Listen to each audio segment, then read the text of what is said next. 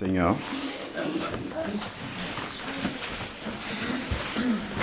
Seigneur Dieu Tout-Puissant, Père, tu es grand, tu es infiniment, Seigneur, au-delà de nos voix. Seigneur, tu es puissant et tu nous le démontres encore aujourd'hui. Seigneur, merci pour ta présence au milieu de nous, parce que tu as dit, là où tes enfants sont présents, Seigneur Dieu, ton esprit les accompagne. Éternel Père, nous te prions encore parce que nous savons que tu es le Dieu de la consolation. Seigneur, nous te prions vraiment de consoler les cœurs brisés. Seigneur Père, de Roméo ici et de toute la famille au pays là-bas, Seigneur Père, c'est toi seul qui as le vocabulaire des cœurs, Seigneur Père. Nous pouvons prononcer de bonnes paroles, Seigneur Dieu, mais toi seul, tu as exactement, Seigneur Dieu, ce qui correspond, Seigneur Dieu, à combler la peine, la souffrance qui est occasionnée, Seigneur Dieu, par cette disparition. Père, nous te remettons cette famille entre tes mains, que vraiment elle puisse reposer en toi, parce que ta parole nous dit en Ésaïe 41 au verset 10, ne promène pas des regards inquiets, je te soutiens de ma droite triomphante.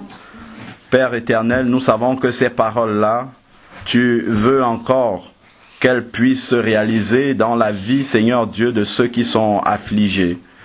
Parce que tu es le seul refuge, tu es le seul rocher inébranlable sur lequel, Seigneur Dieu, nous pouvons reposer.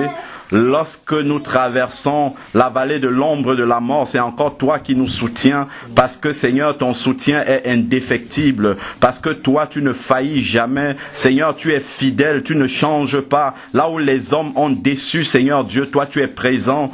Père éternel, malgré notre infidélité, c'est encore toi qui viens, Seigneur Dieu. Lorsque nous traversons la détresse, Seigneur Père, nous crions à toi, et c'est toi qui réponds. C'est toi qui viens, Seigneur, malgré notre ingratitude, parce que lorsque nous sommes dans l'abondance, Seigneur Dieu Tout-Puissant, oh Père, nous t'oublions très souvent, mais Seigneur Dieu, toi tu ne nous oublies jamais. Jamais tu ne nous oublies, Seigneur Dieu. Lorsque nous sommes dans la tristesse, abattus, lorsque nous ne savons plus à quoi nous accrocher, Seigneur, c'est encore toi qui nous recueilles. C'est encore sur ton épaule, Seigneur Dieu, que nous venons reposer. Père, et tu nous accueilles toujours. Nous te bénissons encore, Seigneur Dieu, pour cet amour incommensurable, Seigneur Dieu, que tu nous manifestes jour après jour et dont le summum de cet amour a été manifesté dans l'œuvre de la croix que Jésus a accomplie. Parce que tu nous dis en Romains 5 au verset 8 que Dieu prouve son amour. Père, tu n'es pas resté dans le ciel et tu as dit je vous aime, mais tu as prouvé cet amour en donnant ton Fils unique qu'il meure pour nous alors que nous étions encore des pécheurs.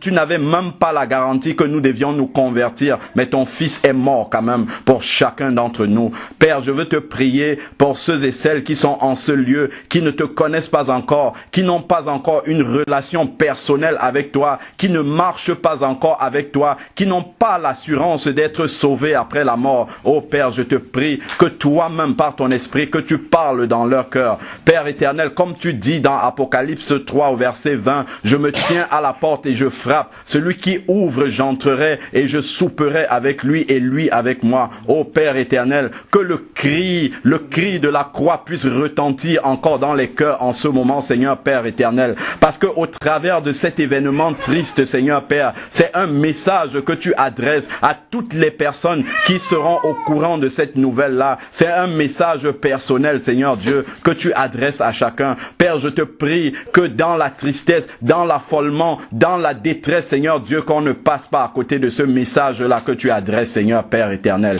Qui est le message de où est-ce que chacun d'entre nous passera l'éternité, Seigneur Père. Je te prie de nous conduire encore dans la méditation de ta parole, Seigneur Dieu, que nous ne soyons pas distraits, mais que nous soyons centrés sur toi et que nos cœurs soient ouverts pour recevoir, Seigneur Dieu, ce pain que tu veux nous donner, parce que c'est toi le pain de vie, Seigneur Dieu. C'est en toi que nous avons la vie. Tu as dit, tu es le chemin, la vérité et la vie, Seigneur. La seule vie qui mérite d'être vécue, c'est celle qui t'est totalement soumise, Seigneur Dieu Tout-Puissant. Merci encore, Seigneur Père, pour cette opportunité que tu nous donnes, pour ce privilège que tu nous donnes, Seigneur, de pouvoir entrer dans les Saintes Écritures, Seigneur Père, et de comprendre ce que tu veux nous dire ce soir, au nom de Jésus-Christ.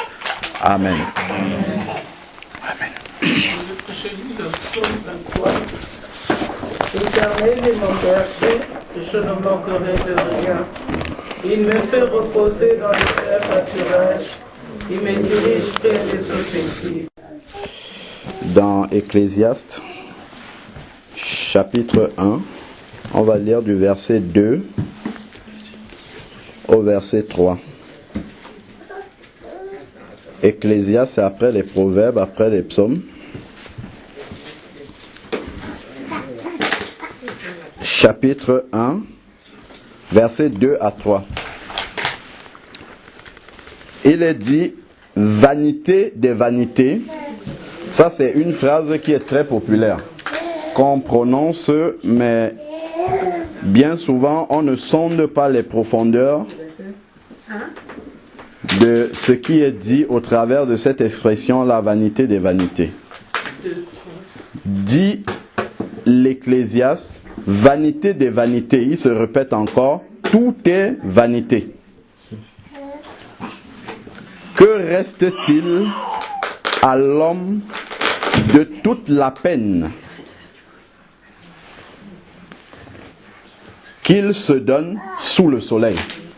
Donc, ce qu'on entend ici par sous le soleil, pour bien comprendre, c'est pendant sa vie sur la terre. Pendant son existence terrestre, il se donne beaucoup de peine. Je vais le personnaliser pour chacun d'entre nous. Pendant notre vie sur terre, nous nous donnons énormément de peine. Nous nous levons le matin, déjà c'est un réveil qui sonne, on se lève, on va au travail toute la journée parfois, on revient tard le soir, on gagne un salaire à la fin du mois qui part tout de suite et on reprend le mois d'après et ainsi de suite. Ça tourne comme ça et on a l'impression d'être en fait engagé dans un tourbillon dont nous ne pouvons pas nous en sortir. Mais dans cette expression vanité des vanités, ça nous ramène quand même parce qu'on sait que la sagesse de Dieu est infiniment au-delà, comme nous dit Ésaïe 55, la sagesse de Dieu est infiniment au-delà de notre sagesse, de la sagesse des hommes. Vanité, j'ai cherché un peu à quoi renvoie cette expression-là, et c'est dit, c'est quelque chose qui est futile. C'est quelque chose qui est vide de sens. Vanité. C'est quelque chose qui a une valeur illusoire. C'est-à-dire qu'on pense qu'elle a de la valeur, mais en réalité, quand on sonde la profondeur, il n'y a pas de valeur là-dedans. Et ça pose quand même un problème sérieux. Imaginez-vous toute la peine qu'on se donne pour aller travailler chaque jour. Mais en réalité, c'est une vanité. C'est illusoire parce qu'on pense qu'au travers de ça, on est épanoui, on a quelque chose. Mais en réalité, on n'a rien du tout. On n'a rien du tout parce qu'il suffit que Dieu produise un événement dans notre vie pour qu'on voit que, en fait, ça ne nous sert à rien du tout. Ça ne peut pas entretenir notre équilibre. Ça ne peut pas répondre à cette problématique-là lorsqu'elle arrive. Je peux avoir énormément d'argent en banque. Je peux avoir tous les biens, avoir même de l'autorité. Il y a un nom qui me revient, c'est Ariel Sharon. Avec tout le pouvoir qu'il avait. Mais après, vous pouvez vous retrouver comme un légume. Qu'est-ce que vous allez faire? Qu'est-ce que votre argent peut faire là? Vous pouvez avoir tous les milliards. Vous n'avez même plus la lucidité pour pouvoir signer un chèque pour qu'on aille prendre de l'argent. Et ça nous montre combien la vie de l'être humain est fragile. Parce que lorsque lorsque nous sommes sur nos deux pieds, nous avons la santé, nous respirons, ça va à peu près, nous avons l'impression de maîtriser tout autour de nous. Mais il suffit que Dieu fasse trembler un petit peu comme ça, quelques compartiments de notre vie pour qu'on ressente, qu'on comprenne qu'on ne maîtrise absolument rien du tout. Et ça, comme je le disais tantôt, avec le passage de 1 Jean 5 au verset 19 qui nous dit que le monde est dominé par le malin. Le malin fait tout pour occuper notre conscience, pour qu'on n'ait pas le temps de penser à ces choses-là. Pour que toute notre intelligence, toute notre notre sagesse soit occupée à résoudre des problèmes quotidiens de chaque jour sans penser à ce qui est essentiel, sans penser à ce qu'on va emporter, parce que le travail, on ne l'emporte pas. Tout ce que nous faisons sous le soleil, la plupart d'entre nous, nous travaillons, c'est ça en fait qui fait en sorte que nous nous fatiguons chaque jour. Mais si vous faites un tour au cimetière, même de Champigny ici, allez-y tombe par tombe, vous regardez, vous n'allez pas voir dessus une mention spéciale pour ceux qui travaillaient bien. Pour ceux qui gagnaient beaucoup d'argent, il n'y a pas de mention dessus. Nous devenons des anonymes. Tout le monde est là-bas et tout ce qui lui reste, c'est sa relation avec Dieu. Celui qui a des châteaux est là. Celui qui mendiait dans la rue est à côté et ainsi de suite. Tout le monde est ramené à l'essentiel. Est ramené, comme la sœur parlait tout à l'heure, ton esprit, où est-ce qu'il est? Vous êtes là, vous êtes réduit à la même chose. Que tu sois Obama pendant que tu respires ou que tu sois le SDF là-bas, au moment où la mort arrive, l'égalité est remise. Et ça, c'est la réalité. Et Dieu veut que nous pensions à cette réalité-là.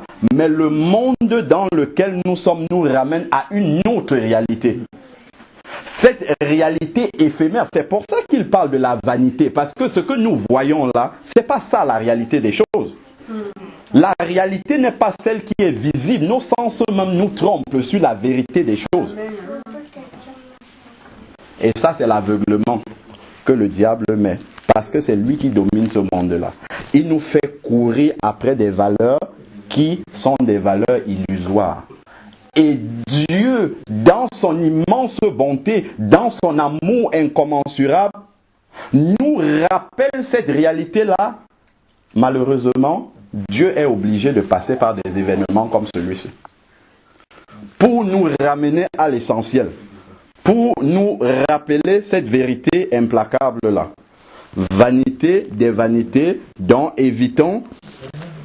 Autant que nous pouvons, demandons à Dieu de nous révéler ce qui est réellement utile pour notre vie. Beaucoup de gens se battent dehors pour leur retraite. Certains vont marcher, certains vont revendiquer d'une manière ou d'une autre. On veut travailler moins, on veut travailler plus, on veut avoir plus d'argent, plus d'annuités, ainsi de suite. Qui nous dit que nous allons atteindre la retraite? Nous pouvons mener tout ce combat jusqu'au bout. Et à une semaine de la retraite, on meurt, on perd tout. Ça restera pour la famille, oui. Mais nous-mêmes, on part avec quoi? Rien du tout. Le combat de toute une vie, certains en font un combat de toute une vie. On a placé tout son souffle, toute son énergie dans une vanité, dans quelque chose qui n'a pas de valeur. Dans quelque chose de vain. Et ça, c'est la réalité. Et ça, nous avons besoin souvent de nous retirer des bruits du monde. Parce que le monde a tellement de bruit qui nous distrait. Nous avons besoin de nous retirer souvent dans cette parole-là pour être renouvelés dans notre pensée. C'est ce qu'il dit dans Romains 12 au verset 2. ne vous conformez pas au siècle présent. C'est-à-dire, ne marchez pas suivant la pensée de ce siècle, sinon vous allez être trompé. Si vous marchez suivant la pensée de ce siècle, vous serez dirigé par le malin. C'est ce qu'on a dit dans 1 Jean 5,19, le malin domine le monde. Donc si vous observez comment les gens qui n'ont pas Jésus marchent et que vous voulez les suivre, vous allez marcher comme le malin et il vous entraîne tout droit là où lui-même il est en train de partir. Donc voilà pourquoi nous avons besoin de nous retirer, de nous ressourcer dans cette parole afin que Dieu renouvelle notre pensée. Et que bien qu'étant immergé dans ce monde, parce que Jésus a dit vous êtes dans le monde mais vous n'êtes pas du monde. Donc bien qu'étant dans ce monde-là, que notre pensée soit une pensée de Dieu. Voilà pourquoi on se voit comme étrangers sur la terre. Parce que déjà la parole de Dieu dit que nous sommes assis dans les lieux célestes en Christ. Ça je parle pour ceux qui sont convertis. Assis dans les lieux célestes en Christ, ça veut dire que notre esprit, notre façon de raisonner est celle du ciel, bien que le corps est ici sur la terre. Voilà pourquoi nous allons marcher à contre-courant. Quand les gens vont comme ça, nous allons dans l'autre sens. Quand ils disent que l'homosexualité c'est une bonne chose, nous on dit non, Dieu a dit non. Et ainsi de suite. Il y a plein de choses comme ça. Nous sommes en plein dans des abominations qui conduisent directement au retour de Jésus. La sœur a évoqué ça. Ce sont les prophéties qui sont en train de s'accomplir. Ça, on n'a même pas parlé, on parle juste du salut. Les prophéties sont en train de s'accomplir sous nos yeux en détail. Bon, on ne va pas rentrer là-dedans. Continuons sur la vanité. Prenons maintenant, toujours dans Ecclésiaste 1, verset 14. Ecclésiaste 1, verset 14 dit « J'ai vu tous les ouvrages qui se font sous le soleil. » C'est-à-dire toutes les œuvres qui sont là sur la terre. Certains ont construit des paradis, des immeubles, des maisons, des châteaux, des voitures, plein de richesses. Et il a observé tout cela. Et il dit, voici que tout est vanité et poursuite du vent. Est-ce que vous imaginez que nous courons le matin pour aller travailler, pour avoir un salaire, mais en réalité c'est du vent. Parce que le vent c'est quelque chose d'immatériel. Si vous voulez arrêter du vent, vos mains vont se taper comme ça, vous n'allez pas pouvoir saisir le vent, ça ne se saisit pas. C'est la même chose que nous avons dans ce monde. Ce que nous recherchons dans ce monde et que nous pensons que ces choses-là vont nous apporter du bonheur, nous n'allons jamais les avoir, jamais. Le plus riche, Bill Gates, il cherche à être encore plus riche. C'est comme ça. On ne sera jamais satisfait. Vous n'allez jamais trouver un homme sur la terre qui dit « Maintenant, je suis heureux, j'ai tout. J'ai obtenu tout ce que je voulais, je suis heureux, je n'ai besoin de rien. » Ça n'existe pas. Tout le monde a toujours besoin de quelque chose.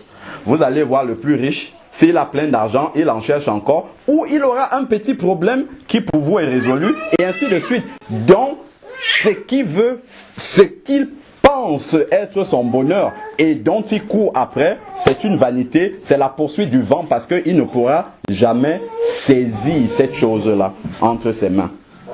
Et s'il arrivait à saisir ce qu'il pense comme étant justement son sujet de satisfaction dans sa vie, s'il arrive à saisir cette chose-là, il serait heureux. Mais jamais il ne pourra saisir cette chose. Parce qu'en réalité, cette chose, mais l'expression est mal dite, en fait c'est Jésus qu'il recherche. Ce n'est que s'il trouve Jésus qu'il aura la pleine satisfaction. Pourquoi? Parce que Jésus dit dans Jean 14 au verset 27, « Je vous donne ma paix, que votre cœur ne se trouble pas, je ne vous la donne pas comme le monde la donne. » Ça veut dire que la paix qu'un enfant de Dieu a n'est pas une paix qui est communiquée par le monde, c'est-à-dire pas communiquée par les circonstances qu'il vit. C'est une paix qui vient directement de Dieu parce qu'il appartient à Dieu.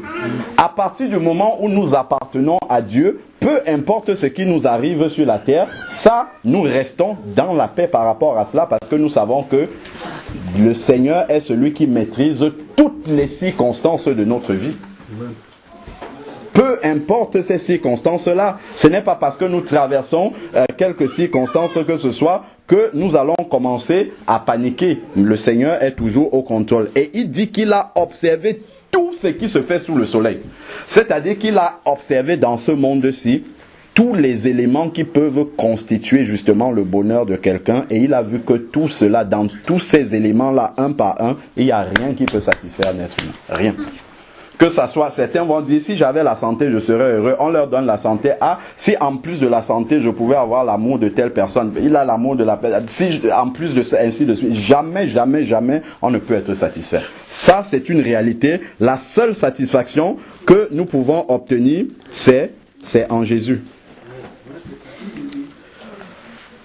Alors, si nous prenons, et je pense que ce verset-là a été cité avant que je n'arrive, c'est dans Ecclésiaste 7 au verset 3. Ecclésiaste 7, verset 3. Il nous est dit, mieux vaut le chagrin que le rire. Mieux vaut le chagrin que le rire, car malgré un visage triste... Ah non, c'est pas ça. Chez moi, c'est 4. Voilà. Ici, dans ma version, c'est 4. Dans d'autres versions, c'est 3. Alors, c'est le cœur sage est dans la maison de deuil. Car le cœur des insensés dans la maison de joie. Dans d'autres versions, il est dit, il vaut mieux aller dans la maison de deuil que dans la maison de festin. Ce soir, on avait une invitation pour aller dans la réjouissance de la naissance d'un enfant. Ça, c'était prévu déjà. Mais quand la sœur nous a demandé si on pouvait passer, j'ai dit, ce verset-là, on va l'appliquer. Il faut venir dans la maison de deuil. Pourquoi déjà? Bien sûr, on vient pour la consolation.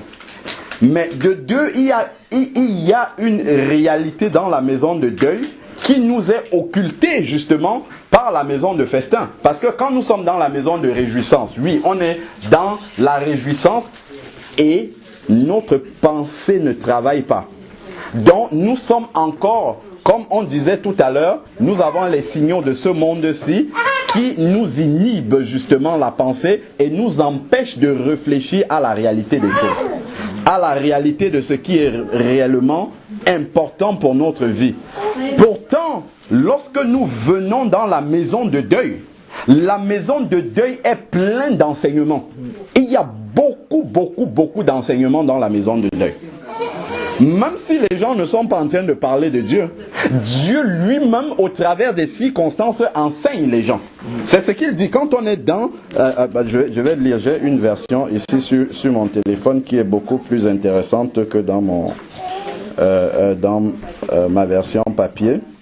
Donc je vais prendre Ecclésiaste 7, verset 3. Voilà. Ecclésiaste 7, verset 3, dans ma version ici dit, mieux vaut aller dans la maison de deuil que d'aller dans une maison de festin. Pourquoi? Car c'est là la fin de tout homme. Premier enseignement de la maison de deuil. Quand nous arrivons dans la maison de deuil, nous nous rappelons de la fin de la course, de notre vie terrestre. Dans la maison de festin, jamais on ne parle de ça là-bas. Les gens n'ont pas la tête à ça. Mais dans la maison de deuil, tout de suite, on arrive à, en plus, si on connaît la personne qui est partie, là, ça nous rappelle que, hey, cette personne-là, j'ai marché avec elle. Ça veut dire quoi? Ça veut dire que, un jour, ça sera mon tour. Un jour, des personnes seront réunies dans une maison de deuil et c'est moi qui serai parti. C'est ça, le plus grand enseignement que la maison de deuil me rappelle. Et ça, la vie ne va jamais vous rappeler cela, sauf si vous allez dans un hôpital et qu'on vous décèle une maladie grave, là vous allez vous en souvenir. Mais sinon, la vie quotidienne de tous les jours, il y a juste des événements ponctuels comme ça qui peuvent nous rappeler cette réalité-là. Donc la maison de deuil est pleine d'enseignements, beaucoup d'enseignements. Après, la suite du verset dit, et celui qui vit prend la chose à cœur. C'est-à-dire que celui qui est encore vivant et qui vient dans la maison de deuil, il va être enseigné par les circonstances. Déjà, Dieu va l'enseigner par les circonstances qui sont en train de se passer.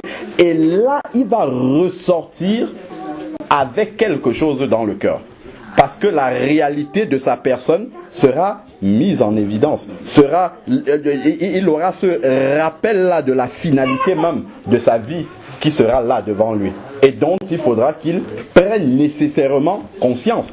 Sinon, on fait la politique de l'autruche. On dit, ah, moi, je mets la tête dans le sable et tout va bien. On peut dire, oui, bon, ok, je ne vais pas y penser. Même si on n'y pense pas, ça ne change absolument rien du tout. Ça reste une réalité et si nous sommes sages, il vaudrait mieux pour nous de nous y préparer. C'est la seule chose, c'est la seule manière d'aborder ce problème. Comme dit Amos 4 au verset 12, Israël, prépare-toi à la rencontre de ton Dieu. Donc la seule chose que nous avons à faire face à la mort, c'est de nous y préparer. C'est la chose la plus sage que nous pouvons faire. Certains vont dire, ah, je vois quelqu'un de proche mourir, il faut que je profite au maximum de la vie. Même si vous profitez au maximum, comment? Un jour viendra quand même où il faudra partir. Et encore ayant profité, vous serez insatisfait de toute votre vie, de tout ce que vous avez fait. Vous serez quand même insatisfait, vous aurez les regrets. Si vous allez maintenant, dans chaque hôpital, vous trouvez des personnes qui sont en fin de vie, qui vont bientôt partir. Vous leur demandez s'ils ont des regrets. Pratiquement tous, ils ont des regrets. Des choses qu'ils n'ont pas faites. Qu'ils n'ont pas pu faire, qu'ils auraient voulu faire, qu'ils auraient aimé faire. Plein, beaucoup comme ça. Mais je suis sûr que ceux qui ont Jésus, ils ont aussi des regrets, mais ce sont des regrets d'autres ordres. Le regret de n'avoir pas suffisamment parlé de Jésus aux gens, par exemple. C'est ce type de regret-là. Mais ils n'ont pas de regrets sur la vie qu'ils ont menée sur la terre. Parce que c'est la seule chose qu'ils emportent après. Amen. Nous sommes dans les vanités. Alors, nous pouvons avoir dans notre vie, vraiment, l'équilibre même de notre vie peut reposer sur beaucoup de choses. Certains, ça peut être le foyer. Je suis marié, j'ai ma femme, les enfants, tout ça. C'est dessus que repose mon équilibre. Si on enlève ça, allez, tout de suite je perds les pédales. Ça peut être mes frères, je suis tout le temps dans la famille. Ça peut être mes amis, certains ainsi de suite. Ça, pendant que tout marche, on ne s'en rend pas compte et on n'y pense même pas. Mais il suffit que Dieu enlève une personne pour que tout de suite on ait perdu les pédales. Complètement. On ne sait plus où on en est. Et ça, on a une amie proche comme ça, qui a un certain âge déjà, mais elle a perdu son papa, elle a perdu les pédales complètement perdu les pédales. On aurait dit qu'elle n'a jamais imaginé que son papa pouvait mourir. Pourtant, elle doit avoir au moins 45 ans passés. Mais le fait que son papa parte, ça a tellement été une surprise, une chose qu'elle n'avait jamais imaginée. La mort, c'est pour les autres. Les autres peuvent mourir, mais moi, mon père, non. Et quand c'est arrivé, oui, c'est possible. Si, c'est possible.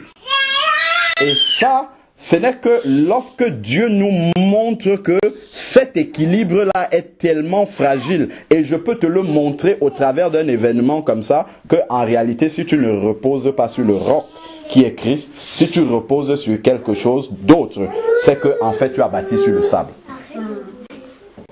Il suffit que la tempête vienne pour que tout soit par terre. Tout de suite, tous tes repères sont perdus. Souvent, quand c'est dans des paroles comme ça, on n'y pense pas beaucoup, mais quand on est dans la réalité du fait, on y réfléchit beaucoup plus. Prenons, par exemple, dans Job, parce que nous pensons souvent maîtriser, comme je disais, nos circonstances, alors qu'en réalité, tout est entre les mains du Seigneur. Donc, le plus rapidement que nous allons auprès du Seigneur, que nous acceptons le Seigneur dans notre vie, mieux c'est pour nous. Alors, c'est dans Job 12 au verset 10. Alors, Job 12, verset 10. Attends, je vais aller plus vite par là.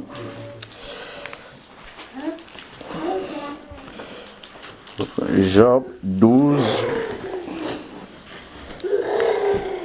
verset 10. Alors, il est dit, il tient, on parle de l'Éternel, il tient dans sa main l'âme de tout ce qu'il vit. Tout ce qui vit dans ce monde a son âme entre les mains du Seigneur. C'est-à-dire que le souffle de vie que nous avons, nous oublions souvent cela. En fait, c'est le Seigneur qui nous le donne. Et il a la maîtrise là-dessus. Le jour où il dit, j'ai décidé de sectionner ce fil-là, nous n'avons rien à lui dire. Je crois qu'il le dit dans Romains 11, verset 34. C'est bien de lire souvent ces versets-là. Romains 11, verset 34 dit, « Qui a connu la pensée du Seigneur ? Ou qui a été son conseiller ?» Le Seigneur ne vient pas nous demander s'il va faire quelque chose, il le fait. Et nous sommes obligés d'accepter. De toute manière, on n'a même pas le choix que d'accepter. Alors, qui lui a donné le premier pour qu'il ait à recevoir en retour? Donc, le Seigneur est suffisant et il est souverain dans ses décisions. Dans les décisions que le Seigneur prend, il n'a pas à nous en référer, il n'a pas à nous demander si nous sommes prêts pour passer l'épreuve par laquelle il prévoit de nous faire passer. Il demande juste que nous nous y préparons. En fait, c'est nous, dans la sagesse, en fait, nous devons comprendre que nous ne pouvons que nous préparer dans le Seigneur à toutes ces éventualités-là qui peuvent nous arriver à tout moment. Si nous regardons encore toujours pareillement, dans Job 38 au verset 4, il y a aussi une parole là-dedans qui est pleine de sens. Job 38 verset 4. Il dit, « Où étais-tu quand je fondais la terre? Dis-le si tu as l'intelligence. » Donc, lorsque la terre dans laquelle nous vivons a été fondée, nous n'étions pas là. Dieu a permis que nous venions à un moment donné, donc il ne va pas nous demander le moment où il va nous faire partir. C'est lui qui avait décidé que nous venons et c'est lui qui va décider du moment où nous partons. Donc tout ce que nous avons à faire, c'est justement de demander au Seigneur de nous aider à nous y préparer. Et la première préparation qu'on a dit, c'est d'être réconcilié avec Jésus. Parce que tout être humain qui vient sur la terre est séparé de Dieu à cause du péché d'Adam qu'il a naturellement en lui. Donc tant que nous sommes encore des pécheurs et que nous n'avons pas encore accepté Jésus dans notre vie, nous sommes, je vais être cru un peu, nous sommes candidats pour l'enfer. Nous sommes candidats pour la géhenne. C'est ce que la parole de Dieu dit. Le salaire du péché, Romains 6, verset 23, c'est la mort, c'est-à-dire l'enfer. Mais le don gratuit, ça c'est la... Parce que Satan, lui, il vient, il nous dit, voilà la conséquence, et il n'y a pas de solution. Mais Dieu, quand il vient, il dit, voici la conséquence, mais j'ai une solution. Et cette solution, c'est le don gratuit de Jésus. La sœur a bien présenté les choses. Vous ne pouvez pas dire que vous êtes marié avec quelqu'un si vous n'êtes pas passé à la mairie. De la même manière, moi j'ai un autre exemple que je donne toujours qui est exactement du même ordre. Si aujourd'hui vous avez un parent qui vous lègue un héritage, une maison par exemple, vous n'allez pas commencer à envoyer des locataires dans cette maison-là alors que vous n'êtes pas passé chez le notaire. Il faudrait que vous passiez chez le notaire, que vous vous manifestiez comme étant l'héritier, que vous acceptez l'héritage, que vous signez les papiers afin que justement cette maison-là qui vous a été léguée, que les documents soient transférés à votre nom. Alors à ce moment-là seulement, vous pouvez disposer de la maison. Donc nous ne pouvons pas dire que nous sommes des enfants de Dieu, nous ne pouvons pas dire que nous sommes des chrétiens, nous ne pouvons pas dire que nous marchons avec Jésus si nous ne l'avons pas rencontré personnellement. Si vous trouvez deux personnes qui font chemin ensemble dans la rue, ça veut dire que quelque part il y a eu un point de rencontre. Ils se sont d'abord rencontrés quelque part et ils ont commencé à faire chemin ensemble. Il y a toujours un point de rencontre. Mais souvent, on peut voir des personnes qui chantent des cantiques chrétiens, qui prient, qui font tout un tas d'activités religieuses, mais ils n'ont jamais expérimenté une rencontre personnelle avec Jésus. Et cette rencontre personnelle, on l'a déjà dit plusieurs fois, c'est de reconnaître qu'on est pécheur et perdu, et de ne pas rester dans cet état-là. de demander pardon à Dieu pour nos péchés, comme nous dit Proverbe 28 au verset 13. Celui qui cache ses transgressions ne prospère pas, mais celui qui les confesse et qui les abandonne obtient miséricorde. Et là, à ce moment-là, une fois qu'on a demandé pardon pour ses péchés, Romains 10 au verset 9 dit, si nous confessons de notre bouche Jésus, et si nous croyons dans notre cœur que Dieu l'a ressuscité d'entre les morts, nous serons sauvés. Alors à ce moment-là, je dis, Jésus, je t'accepte comme Seigneur et Sauveur. C'est ça la signature du contrat dont la sœur parle. Après s'être repenti, nous devons accepter Jésus verbalement comme Seigneur et Sauveur. Mais ça ne vient qu'après la repentance. Pourquoi? Parce que lorsque j'accepte Jésus, lorsque je confesse de ma bouche Jésus comme Seigneur et mon Sauveur, l'Esprit de Dieu vient habiter dans mon cœur et produit ce qu'on appelle la nouvelle naissance. Nous devenons une nouvelle créature. Mais pour que l'Esprit de Dieu vienne habiter à l'intérieur de mon cœur, il faut que ça soit propre, parce que c'est l'Esprit Saint. L'Esprit Saint ne peut pas habiter dans un cœur souillé. Imaginez-vous, vous voulez inviter Barack Obama dans cette maison pour passer une semaine avec vous. Tout est bien ici, c'est parfait. Mais vous allez chercher à parfaire ça encore plus. Et Barack Obama, c'est un homme. Mais là, on parle de l'Esprit de Dieu. C'est Dieu qui vient habiter en fait en vous. Donc il ne peut pas venir habiter dans un endroit souillé. D'où il faut passer ce temps-là dans la repentance. La parole de Dieu dit, il y a plus de joie dans le ciel pour un pécheur qui se repent de ses péchés, qui demande pardon à Dieu pour sa vaine manière de vivre. Souvent, on dit aux gens, vous êtes pécheurs, ils disent non. Moi, je n'ai jamais tué, je n'ai pas volé, je n'ai pas menti, je n'ai pas trompé ma femme, donc je ne suis pas pécheur. Ça, c'est la conséquence du péché. Mais la définition même du péché, elle est donnée dans la parole de Dieu. C'est dans Ésaïe 53 au verset 6. Nous étions tous errants, chacun suivant sa propre voie. C'est ça là, le péché. Le péché, c'est faire ce que nous avons envie de faire et non faire ce que Dieu veut que nous fassions. Je veux acheter une belle voiture, c'est pas un péché en soi. Mais puisque la motivation est charnelle, puisque c'est pas Dieu qui me demande de le faire, c'est un péché. Et vous voyez, j'ai pas trompé ma femme, j'ai pas volé, j'ai pas tué, mais c'est un péché.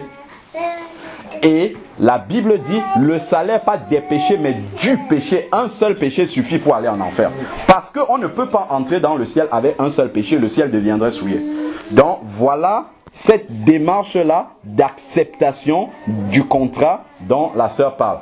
Et lorsque on a accepté cela, la Bible dit dans Jean 1 au verset 12, à ceux qui l'ont reçu. Reçu quoi? Cette parole-là qu'on vient de donner là, de se repentir de ses péchés, d'accepter Jésus comme Seigneur et Sauveur. À ceux qui l'ont reçu, qui ont effectué cette démarche-là, elle a donné. Qui? La parole. C'est pas parce que vous avez une carte de membre dans une assemblée que vous êtes chrétien, pas du tout. La Bible dit en Acte 11 au verset 26 que c'est à Antioche que pour la première fois les disciples de Jésus ont été appelés chrétiens. Ce ne sont pas les disciples eux-mêmes qui se sont appelés chrétiens, mais ce sont les païens qui, à côté, regardaient la manière de vivre des disciples parce qu'ils ressemblaient tellement à leur maître dans leur façon de vivre qu'on a dit ceux-là, ce sont des chrétiens, c'est-à-dire des gens qui suivent Christ. Donc, de la même manière, pour nous, c'est pas parce que nous avons une carte de membre quelque part que nous sommes chrétiens. Pas du tout. C'est une usurpation d'identité. Si c'est ce qu'elle a appelé le concubinage, ça veut dire que nous sommes concubins avec Jésus et il n'aime pas ça d'ailleurs. Donc nous devons être passés chez le maire pour signer justement avec Jésus et devenir son enfant. Prendre cet engagement personnel. Si nous n'avons jamais pris un engagement personnel avec Jésus, ça veut dire que nous ne le connaissons pas. Ça veut dire que si nous mourons aujourd'hui, nous partons en enfer. Ça, c'est la triste réalité. Et ça, Dieu ne le veut pas. Dieu ne veut pas cette chose-là. Quand la sœur lisait tout à l'heure, il y a un aspect. Quand elle lisait l'histoire de Lazare et du riche dans Luc 16, lorsque le riche se retrouve dans les temps de feu, il y a quelque chose qui attire mon attention. Dès qu'il a vu Lazare, qu'est-ce qu'il a dit? Lorsqu'il a vu Lazare et Abraham, il dit, Père Abraham dit à Lazare. Ça veut dire que toute sa mémoire est là. Il reconnaît même des personnes. Et après, il dit, envoie sur la terre Lazare pour qu'il aille avertir mes frères, parce que j'en ai 5. Donc toute sa mémoire est là. Tous les regrets sont là. Donc, toutes les circonstances où on a eu l'occasion d'entendre la parole de Dieu, où Dieu a permis que nous entendions, que ça tombe dans notre oreille, ce message du salut là, si nous nous retrouvons dans les temps de feu là-bas, Dieu va nous rappeler, comme aux riches là, toutes ces occasions là où nous avons eu l'occasion d'accepter Jésus comme Seigneur et Sauveur. Dieu va nous le rappeler. Oh, et on n'aura rien à dire. Comme Romains 3 le dit, toute bouche sera fermée devant le Seigneur ce jour-là. Ça, c'est très important à réaliser, parce que le Seigneur, il fait tout pour que nous soyons sauvés, mais nous avons notre part à faire. Il a tout fait, comme elle a dit. Il a été à la croix, il est mort, tout est gratuit. Donc, il n'y a aucune... Quelqu'un ne va pas dire, ah, moi, je n'avais pas suffisamment d'argent pour payer. Non, c'est gratuit. Donc, aucune excuse. On vous donne quelque chose gratuitement. Si vous ne bénéficiez pas de ce privilège gratuit qui vous a été donné, vous n'aurez aucune excuse.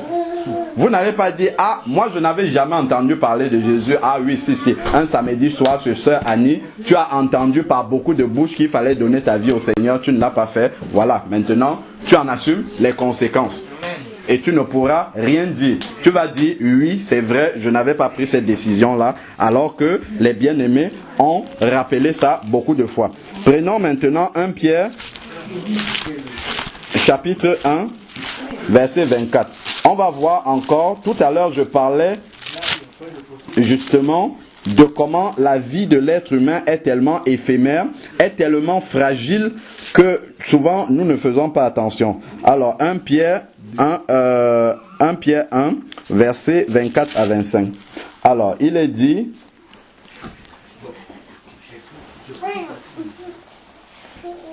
car toute chair est comme l'herbe. Quand il parle de toute chair, il parle de l'être humain. L'être humain est comme l'herbe.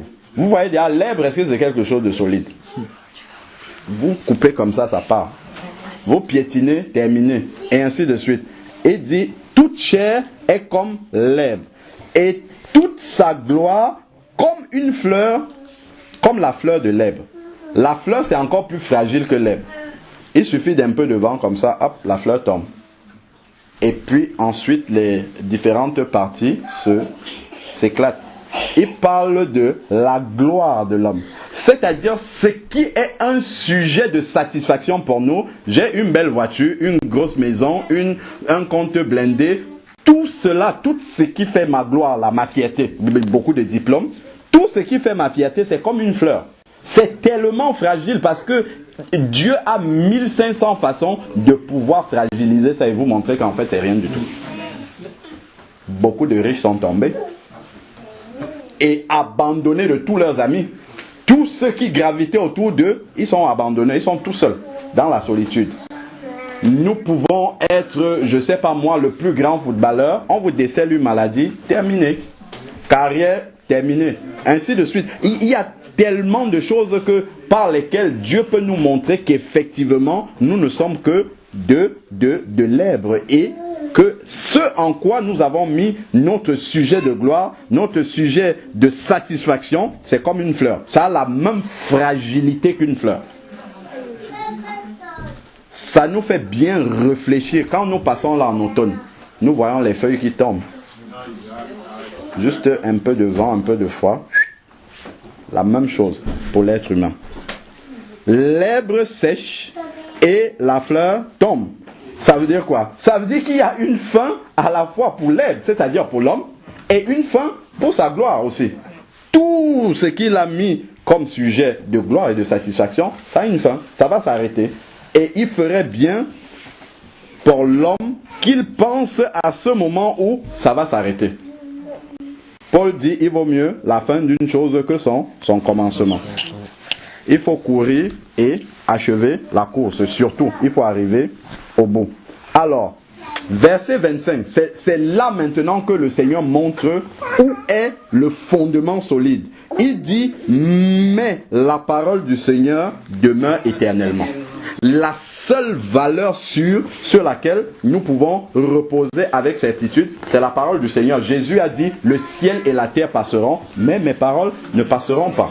Vous allez voir toutes les personnes qui rejettent Dieu, ainsi de suite. Le jour où ils ont besoin d'un conseil sage, c'est vers les personnes qui connaissent Dieu qu'ils vont partir. Parce qu'ils reconnaissent. Ce n'est même pas d'après leur volonté. C'est que Dieu a mis ça dans le cœur de l'être humain de savoir que c'est lui qui est Dieu. Donc si on a besoin d'une sagesse, c'est vers ceux qui connaissent Dieu. C'est vers là qu'on va trouver la vraie solution. Parce que la seule vraie sagesse vient de Dieu. Jésus a dit, je suis le chemin, la vérité et la vie. Donc il n'y en a pas d'autre. 7000 ans depuis que Adam est venu sur la terre, des générations et des générations ont défilé. La Bible est toujours là. Des rois se sont levés, des tyrans se sont levés, ils ont dit on va détruire toutes les Bibles qui existent. 2000 ans plus tard après Jésus, nous l'avons toujours. 7000 ans après Adam, nous avons les livres de Moïse qui sont là dans nos mains. Toujours. C'est pas parce que les hommes sont forts, hein. C'est parce que Dieu garde lui-même sa parole. Amen. C'est lui qui fait en sorte que cette parole-là nous parvient. Et pourquoi Dieu garde sa parole? Parce que, comme on a dit dans Acte 17 au verset 30, Dieu, sans tenir compte des temps d'ignorance, annonce à tout homme en tout lieu qu'ils aient à se repentir. Quelles que soient les générations, les gens ont besoin de ce message-là pour être sauvés. S'ils n'ont pas ce message-là, ils ne peuvent pas être sauvés. Voilà pourquoi Dieu permet que ce livre-là traverse les âges pour continuer à annoncer ce salut unique-là. Parce qu'il n'y en a pas deux. Il n'y a pas d'autre salut que celui qui est prêché dans la parole de Dieu. S'il y avait une autre option, on aurait vu. Mais Dieu garde lui-même sa parole pour que justement les gens puissent être sauvés. Prenons, on parle de la sagesse. Comment est-ce que maintenant que nous comprenons que la finalité est celle-là et la maison du deuil nous l'enseigne, qu'est-ce que nous devons demander à Dieu dans notre prière? Prenons le psaume 90, verset 12. Voilà maintenant la prière que nous devons adresser à Dieu maintenant que nous savons ces choses-là. Psaume 90, verset 12. Enseigne-nous à compter nos jours, afin que nous conduisions notre cœur avec sagesse. À partir du moment où tu sais que le nombre de tes jours sur la terre est limité, est fini, c'est-à-dire qu'à un moment donné, ça va s'arrêter. Maintenant, tu vas te conduire avec sagesse en sachant que ce compte à rebours là va arriver au bout. Et c'est Dieu qui va justement accorder cette sagesse là. Apprends-nous, enseigne-nous à compter nos jours. Parce que une journée que nous passons sur la terre, c'est un jour en moins sur le nombre de jours que nous avons à vivre. Et cette journée ne reviendra plus jamais. Il dit, aujourd'hui, si tu entends ma voix, n'endurcis pas ton cœur. Il ne dit pas demain. Parce que aujourd'hui t'appartient. Je peux même dire, la minute de maintenant t'appartient parce que celle d'après ne t'appartient pas. C'est maintenant que tu peux dire, Seigneur, j'ai tellement entendu ce message-là que je veux marcher avec toi maintenant. Si tu dis demain, demain tu auras déjà une autre préoccupation. Ou Dieu va permettre qu'il arrive quelque chose dans ta vie que tu n'aies même plus l'occasion de pouvoir y penser. Et tu vas passer à autre chose. Donc, ça, c'est vraiment l'essentiel de ce que nous devons comprendre au travers de cet événement. C'est vrai, la douleur est là, la lamentation est là. Oui, c'est normal, nous sommes encore dans la chair, mais ne passons pas à côté justement de ce que Dieu nous enseigne. Parce que Dieu, lui, a son enseignement par rapport aux circonstances de la vie. Et après, maintenant, il y a ce que notre chair subit. Et ça, si nous passons à côté de l'enseignement de Dieu, ça veut dire que nous n'aurons pas compris les choses.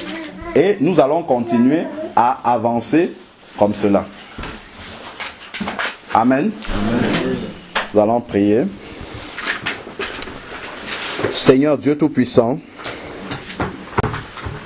Père, nous voyons comment ton amour est encore manifesté. Parce que Seigneur, il te plaît de nous rappeler ces réalités que le monde ne peut pas nous rappeler, Seigneur Dieu, parce que nous savons que ce monde va à la perdition et veut nous entraîner avec lui. Seigneur, merci parce que nous avons le privilège encore de pouvoir avoir entre nos mains ta parole, cette parole-là qui nous conduit à Jésus qui a déjà payé à la croix pour chacun d'entre nous. Père éternel, merci parce qu'un jour, tu as parlé à mon cœur et que j'ai pris cette décision-là. Père, je te prie qu'il en soit de même pour chacun et chacune en ce lieu. Seigneur Père, que là où les uns et les autres vont partir, Seigneur, que ta voix parle dans leur cœur. Que au travers de ces paroles, que tu rappelles ces paroles-là dans les cœurs, afin que des décisions fermes soient prises. Ce ne sont pas des décisions vis-à-vis des hommes, ce ne sont pas des décisions vis-à-vis des églises, ce ne sont pas des décisions vis-à-vis du système, mais c'est une décision à prendre avec toi, à marcher avec toi. Ta parole dit que large est le chemin qui mène à la perdition. Père, nous sommes dans ce monde et nous voyons que la majorité de personnes sont sur ce chemin large-là. Père, ta parole nous dit également que étroit et resserré est le chemin qui mène